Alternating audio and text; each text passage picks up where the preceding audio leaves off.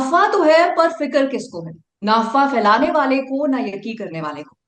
Veteran director Sudhir Mishra की latest film अफवाह का ये डायलॉग तो है, लेकिन ये कहीं ना हमारे समाज की उस कड़वी सच्चाई की ओर भी इशारा करता है, जहां पर फेक न्यूज, सोशल मीडिया के जरिए हेट्रेड या फिर नेगेटिविटी फैलाई जा रही है। फेक न्यूज यानी रूमर्स के जरिए। अब is it time for us to wake up from this digital debacle. Film क्या ये इमोशन हम तक पहुंचा पाती है, और क्या मकसद, ये बातें हम सुधीर जी से जरूर जानने की कोशिश करेंगे। लेकिन सबसे पहले सुधीर जी, बहुत बहुत स्वागत है पंजाब केसरी नवोदय टाइम्स में। Thank you. शुक्रिया बहुत बहुत। सर, एज ऑलवेज एक ऐसी फिल्म आप सामने लेकर आए हैं जो कहीं ना कहीं हमारे समाज में जो चीजें हैं जो हम देखते हैं बट फौरी तौर पर, but I think deep down उसके ऊपर हम बात नहीं करते। ये फिल्म बात जरूर करती है। सो किस तरह का जो रिस्पॉन्स आ रहा है, आप are you happy with it? I don't know. I mean, it's a kind of a very small release, which is pre-OTT. बहुत सारे शहरों में है ही नहीं film. So I don't know about that because I made a film. जो मैंने film बनाई वो कुछ चर्चा शुरू करने के लिए थी. वो एक बात तक पहुंचे. कोई जरूरी नहीं कि लोग पसंद करें फिल्म को. मैं चाहता था बहुत सारे लोग देखें इस फिल्म को, खासतौर पे यंग लोग, और उससे कुछ बात शुरू हो. कोई जरूरी नहीं कि आप हर चीज जो मैं कह रहा हूँ उसे माने या सही समझें. वो था बहुत एक तरफा फिल्म नहीं है वो. उसमें बहुत हम्म। बहुत सारे किरदार हैं, और एक जो जमीन है जिसपे अफवाहें पनपती हैं उस पे भी इतना ही, उस पे भी मैंने काफी ध्यान दिया है. तो किरदार हैं जो फंस जाते हैं इसमें अगर आप अफवाहें फैलाते हैं, और अगर आप माहौल जो है वो ऐसा बनाते हैं तो वो माहौल कभी कभी आपको भी खा जाता है, आप पे भारी. ये एक जो राइट। नफरत का जो माहौल है वो किसी को बख्श एक, एक हद के बाद. तो ये भी है फिल्म में. जो मेन किरदार है उसकी भी कहानी है. अब कई लोगों को समझ में आई, कई लोगों नहीं समझ में आई, उसका मैं कुछ नहीं कर सकता. लेकिन जो मेन कैरेक्टर है राहब, उसकी भी एक जर्नी है. वो भी एक तरह हम्म। का रूमर अफवाह अपने बारे में फैला रहा है यंग लोगों के बारे में. फिल्म की शुरुआत है. मैं कभी कभी थोड़ा सा सरप्राइज हो जाता हूँ कि क्रिटिक्स जो है वो फिल्म को जब देखते हैं तो ध्यान से क्यों नहीं देखते. एक शुरुआत में एक राहब का कैरेक्टर है जिसने के सामने खड़ा है और अपने बारे में एक अफवाह फैला रहा है, अपना एक रूमर और अपना एक किरदार खड़ा कर रहा है लोगों के सामने. थ्रू द फिल्म वो उसको भी झक, वो खुद को भी जो हकीकत है उससे भी झकझोरती है. वो अपना भी झूठ समझता है. आखिर में जिनसे शुरू में कहता है कि मैंने पता नहीं कब नमाज पढ़ी थी, पर उसको पता ये भी समझ में आ रहा है कि वो उसको फंसाया इसलिए जा रहा है जो वो है नहीं. हम्म। उसको उसको कहा जा रहा है वो है जो वो है नहीं. लेकिन जो वो है नहीं उसके साथ में भी अंत में खड़ा हो जाता है थोड़ा बहुत, बिकॉज वो भी उसकी जर्नी है. जो एक बबल में रह रहा था, एक अफवाहों और रूमर्स और अपने बारे में गलत फहमियां फैला के जो, और झूठ अपने से बोल के एक आदमी रह रहा था, जी। वो अपने बारे में भी कुछ समझता है आखिर में. तो इस फिल्म में इस जर्नी से हर आदमी अपने बारे में कुछ समझता है. वो जो विकी बना है, जो सुमित व्यास का कैरेक्टर है, उसको समझ में आता है कि मैं कितना गंदगी में कितना जा सकता हूँ. जी। जी। फिर खुद ही फंस जाता है. तो वो एक चंदन का कैरेक्टर जो शारे भाषणी प्ले करता है, उसको इस्तेमाल किया गया है. उसको समझ जिसके लिए उसने वफादारी निभाई है वही उसकी जान के पीछे पड़े. तो एक अलग अलग कहानियां है इसमें, राइट. और वो सारी कहानियां, एक वो टीजे बानू जो एक पुलिस वाली लड़की है, उसको भी समझ में आता है कहाँ फंसी है किस दलदल में. तो वो अलग अलग जो है वो आपको फिल्म जो आपको एक यात्रा, एक जर्नी के जरिए आपको ये दर्शाती हुई जाती है, और एंड में एक क्लाइमैक्स तो होता ही है हर फिल्म में, तो उसमें भी है. राइट, बट जैसे आप कि ऑफ कोर्स थिएटर में ये रिलीज हुई है और बहुत सारे शहरों में तो फिल्म है ही नहीं, लेकिन आप ये फिल्म के जरिए जो बात है वो आई थिंक मासेस तक पहुंचाना चाहते थे। तो कोई स्पेशल वजह कि आपने इसकी ओटीटी रिलीज नहीं प्लान की पहले? नहीं, ओटीटी रिलीज होगी अब. देखिए वो तरीका, जैसे कि फराज एक फिल्म थी हंसल मेहता ने बनाई जी। थी, वो भी अनुभव सिन्हा ने प्रोड्यूस की थी बनारस मीडिया में. तो छोटी सी उसकी एक रिलीज हुई थी ताकि जो देखना चाहें थिएटर में, एक शौक भी होता है डायरेक्टर्स का सबका कि थोड़ा बहुत थिएटर पे आए, कुछ लोग देखें. मैंने बनाई इसलिए है थोड़ा सा, तो उसके जरिए फिर ओटीटी पे 2-3 महीने बाद आएगी। तो आप देखिएगा, अब फराज आई थी, फिर भीड़ आएगी अभी कुछ जल्दी, और इसके बाद फिर ये भी आएगी जल्दी। तो जी तो मेरा ख्याल से वो एक हवा भी बनेगी, कुछ लोगों ने भी देखी इसको, एक रिव्यू भी एक हुए। So that I showed the film to a lot of very interesting people, Delhi में देखी लोगों ने। तो मुझे जो जिस तरह का रिस्पॉन्स उस तरह के लोगों ने भी देखी, जो उनके पॉलिटिकल एडिटर्स हैं, फिल्म रिव्यूअर्स नहीं, मैं सिर्फ देखना चाहता था कि उनको भी दिखाऊं कि मैंने कुछ सही किया कि गलत किया, रिव्यू के लिए नहीं, मतलब कि वो मेरे बारे में कुछ छापे, ऐसा नहीं। और उन्होंने छापा भी बहुत, लिखा भी बहुत लोगों ने। तो I am very happy that at least लोगों को ये समझ में आया कि इस माहौल में अगर आप नॉन सेंसेशनल तरीके से अपनी बात कहेंगे तो वो बात कहीं जा सकती है। आज के माहौल में आप इसी बेसिस पे मैंने कॉन्वर्सेशन भी शुरू किया था विवेक अग्निहोत्री के साथ। तो मैंने पॉडकास्ट किया उसके साथ, क्योंकि हम लोग आपस में आजकल बातचीत नहीं कर रहे हैं। तो कोई जरूरी नहीं कि मैं जो कह रहा हूँ सही है, मेरी फिल्म सही है, लेकिन एक चर्चा तो होनी चाहिए ना। और मुझे ऐसा लगता है कि, और कम से कम there is a lot of young people जो सोचेंगे कि अगर हम ही हिम्मत नहीं करेंगे तो फिर आप कैसे नौजवानों से उम्मीद करेंगे ना। तो वो भी सोचें कि भाई एक तरह की फिल्म वो बना सकते हैं, जरूरी नहीं अब्बा जैसी बनाए, कश्मीर फाइल, जो भी मन है, जो उनका अंदरूनी जो भी कहता है अंदर का मन करने को, वो करें। तो उस तरह उसको at least people have realise, Delhi के जर्नलिस्ट को ये लगा कि बॉलीवुड में हर आदमी चुप नहीं बैठा। जी जी जी। अच्छा, यहाँ पे दो चीजें हुई। एक तो बड़ी इंटरेस्टिंग ये चीज हुई क्योंकि अभी जिस तरह का माहौल है, इम्पेशेंट माहौल है लोगों के बीच में, जहां पे फिल्म्स को बैन कर रहे हैं, नेगेटिव प्रोपोगंडा कर रहे हैं, फिल्म्स कंट्रोवर्सी रिलीज होने से पहले ही कंट्रोवर्सी का हिस्सा बन जाती हैं, उनपे लोग अपना एक स्टैंप लगा देते हैं, ऑडियंस तक उसे पहुंचने नहीं देते। एक तो ये चीज हो रही है जिसमें I think a lot of film makers कहीं ना कहीं डर, जैसे आपने एक्सप्रेस किया है खुद को, तो वो शायद ऐसे इश्यूज को एक्सप्रेस करने से डर रहे हैं। One is this, and the other is a strange thing कि amid so much controversy happening about so many other films, जैसे आपने विवेक की फिल्म की बात की है, देन हमने केरला स्टोरी देखी, ये फिल्म कंट्रोवर्सी का हिस्सा नहीं बनी। हाँ, क्योंकि मैं जो हूँ वो सेंसेशनल और क्लेम नहीं करता, और बगैर सोचे समझे पढ़े लिखे माहौल को देखे घूमे मैं तो बात करता नहीं। जहां तक इंडस्ट्री और लोगों का सवाल है, मैं उतना ही जानता हूं जितना ज्यादा से ज्यादा पढ़े लिखे लोग जानते। मैं गलत बात करता नहीं हूं। मैं पार्टियों में जाने वाला, फिल्म इंडस्ट्री वाला, जू बैंड्रा में घूम के और हाउ कूल वाला हूं नहीं ना।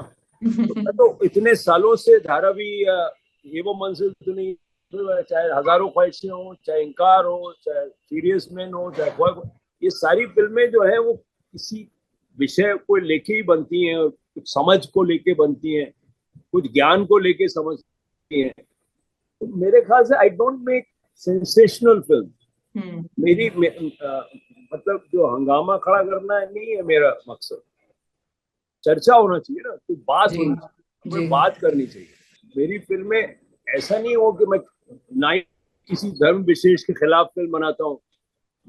मैं तो हमेशा, कई सेक्युलर लोग नहीं खड़े हुए, मैं तो हमेशा कश्मीरी पंडितों के साथ खड़ा हूँ। मैं तो डरता नहीं हूँ, सेक्युलर लोगों से भी नहीं डरता। मैं नहीं डरता कि आप इसके बारे में नहीं बोलो, चाहे जो विचार होता है वो मैं कह देता हूँ, विदाउट एनी आई डोंट। अब मैं इस वक्त कुछ ज्यादा तारीफ हो गई खुद की, इसलिए बंद करते हैं, आप सवाल कीजिए। नहीं नहीं, आप बिल्कुल सही कह रहे हो, बिकॉज ये आपकी जितनी फिल्म्स रही हैं उनमें जो कॉम्प्लेक्स ह्यूमन इमोशंस हैं, उनकी लेयर्स हैं, कैरेक्टर्स के अपने एक इमोशन है जो ऑडियंस तक पहुंचते हैं, एंड दूसरा कहीं ना कहीं जो सोसाइटल इश्यूज हैं वो भी एक्सप्लोर होता है, विदाउट ऑब्वियसली राइट और रॉन्ग आप नहीं बताते, आप आई थिंक ये ऑडियंस पे छोड़ते हैं ज्यादातर कि भाई तुम डिसाइड करो। हर अच्छी चीज को एक सवाल पे खत्म होना चाहिए। करेक्ट। एक एक्टिव ऑडियंस बातचीत करे, जो उठ खड़े होकर मेरी फिल्मों के साथ इंटरेक्ट करे, जिसको हम लोग फिल्म स्कूल एक बहुत, और आजकल एक लफ्ज बहुत पॉपुलर है, कंटेंट। कंटेंट कंटेंट कंटेंट क्या होता है? कंटेंट तो ऑडियंस के दिमाग में होता है। वही वही फिल्म किसी को कुछ लगेगी। मिसाल के तौर पे अगर मैंने बहुत ही कोई पेट्रा एंटी वुमन आदमी है और मैंने थप्पड़ बना दी, तो उसको तो कुछ और फिल्म दिखेगी, एक औरत को कोई और फिल्म दिखेगी। राइट। ये दो कंटेंट हो गए उसी फिल्म के। तो content is always in the, वो नाराज होगा फिल्म से, ये क्या फिल्म है, ये कौन सी औरत है, क्या बोल रही है, तो उसने लड़के ने थप्पड़ी तो मारा था, ऐसे क्या है, छोड़ छाड़ के क्यों जा रही। एक कहानी उसके दिमाग में बन रही है। ये लेखक ने नहीं लिखी, फिल्मकार ने नहीं लिखी, उसका जो उसकी जो बायसेस हैं वो को राइट करता है। तो आपका दिमाग मेरी फिल्म के साथ को राइट करता है, फिर एक फिल्म बनती है दर्शक के दिमाग में। आप को राइटर हो, बगैर ऑडियंस के फिल्म नहीं है। वो तो कैन में है या डब्बे में है या हार्ड डिस्क में है। Film is born in the head of an audience and different films are born in the heads of different audience. Right. भाई अफवाह किसी को लगेगी वाह, किसी को लगेगी ये, किसी को जिसको हकीकत का पता नहीं है बोले ये क्या बोल रहे हो। Different people talk different things. Right. लेकिन what prompted you to make a film on this subject? Because जहां पर of course एक बात तो ये है कि AI जो है वो और ज्यादा इंटेलिजेंट हो रहा है, वहां पर ह्यूमन इंटेलिजेंस और जो हमारी पावर ऑफ लॉजिक है वो कहीं ना कहीं हम उसको बहुत ही ब्लंट बनाते जा रहे हैं, बिकॉज कहीं ना कहीं हेडलेस चिकन की तरह हमें जो दिखाया जा रहा है हम उसको एक्सेप्ट कर रहे हैं। ये बहुत खतरनाक है। एआई से बहुत नुकसान हो, हाँ। एआई से बहुत फायदा हो सकता है, क्योंकि एआई आपको दिमागी काम के लिए छोड़ सकता है। अब ह्यूमन काइंड जो है वो नॉर्मल काम करने, 2/2, 15 दूनी 30 40 60, ये सब की जरूरत नहीं है ह्यूमन बीइंग। वो कैलकुलेशंस कर लेगा जो भी है। But if you stop thinking, if you stop using your mind, if you just talk to chat GPT and say write me my thesis, and you never write a thesis, then what is going to become? You are going to become zombies, and that Right. AI is going to be controlled. So जो worst dystopian film होती है ना Hollywood blockbusters की, जिसको हम cliché बोलते हैं कि एक डिस्टोपियन दुनिया बनेगी जहां एक राजा दूसरे तरह के होंगे और सब कुछ कंट्रोल्ड होगी प्रजा, वैसी दुनिया की तरफ जा रहे हैं आप। और बहुत तेजी से जा रहे हैं, आपको पता ही नहीं चलेगा आप 10 साल में कहाँ हैं। सो यू थिंक कि ये फिल्म जो है कहीं ना कहीं, जैसे आई हैव हर्ड कि आपकी जो फिल्म है आप वो किसी के लिए नहीं बनाते हैं, आप एक इमोशन के लिए बनाते हैं, बट आपको लगता है ये फिल्म एक ऐसा इमोशन एज ऑडियंस हमें दे पाएगी कि it is time for us to wake up from this digital age? I think it's time that you start questioning everything. Anything for including what anyone says to you, include what I say for not there. आप अपना दिमाग, आप अपनी knowledge, आप अपनी ख्वाहिश आप में अंदर होनी चाहिए, और आप सोच समझ के फिर एक किसी नतीजे पे पहुंचे। इमीडिएटली कोई व्हाट्सएप आए और आप कोई एक्शन ले ले, कोई यकीन कर ले, किसी की मत करिए। राइट। और एआई तो और भी डेंजरस हो रहा है। वो मैं किसी का भी तस्वीर किसी के धड़ पे लगा के किसी की आवाज कुछ भी कर दूं, और आपको you can't recognise them. People like us who are kind of in the medium can't sometimes make out. के अंदर कोई भी नॉर्मल एप्स है जो आपके चेहरे पे आप कुछ भी आवाज डाल देंगे, तो आप हिटलर की स्पीच दे रही होगी कर, तो वो तो some correct. how do you make out what is true? It's going to get very difficult. Right. And I think that's वो जो लॉजिक और रीजनिंग की पावर है ह्यूमंस की, I think that should not go away. मुझे तो लगता है बहुत, I mean, how I am not that much of an expert to know how this is to be tackled, because it's very in the hands of the powerful. But it's so difficult also ना, मतलब एक तरफ तो ये है कि ये as a celebrity social media आपको लोगों तक पहुंचा रहा है, लेकिन इसका एक ड्रॉबैक ये भी है कि ये आपकी प्रिवेसी को इस हद तक इन्वेड कर रहा है कि कहीं ना कहीं जो नहीं है वो भी लोगों तक परोसा जा रहा है। सो इससे कैसे बच सकते हैं?